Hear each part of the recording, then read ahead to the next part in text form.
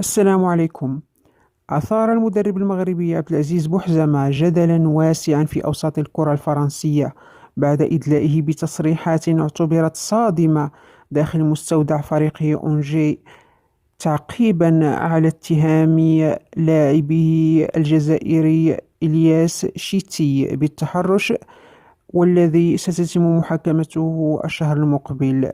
كما جاء في تصريح لأحد اللاعبين الذين كانوا موجودين في مستودع الملابس لجريدة ليكيب، قال لنا المدرب: ما العيب في ذلك؟ جميعنا لمسنا فتيات من قبل. معلقا: لقد صدمنا جميعا المدرب، لم نستطع إبداء أي ردة فعل أمام الواقعة. كما ترى وسائل إعلام أخرى بأن نية المدرب كانت فقط رفع معنويات اللاعب الجزائري. ما جريدة لا ديبيش كتبت بأن بوحزامة قام بإشراك اللاعب إلياس شتي أساسيا للمرة الثالثة، وكان يحاول إعادة ثقته بنفسه بعد أن لاحقته اتهامات بالتحرش الجنسي بأحد الملاهي الليلية.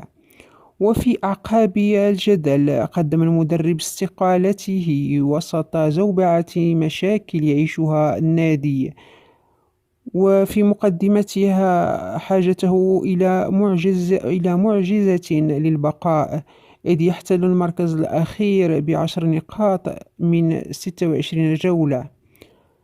أما نادي أونجي فقد خرج ببيان ذكر فيه بعد تصريحات خرجت عن سياقها خلال محادثة ما قبل المباراة وتسربت للصحافة المحلية والوطنية في مواجهة ضغوط إعلامية وحفاظا على صورة النادي وهدوء مستودع الملابس، قرر بوحزمة ترك منصبه كمدرب للفريق الأول. لا تنسوا دعم القناة بالإعجاب والاشتراك، ولا تبخلوا بتعليقاتكم.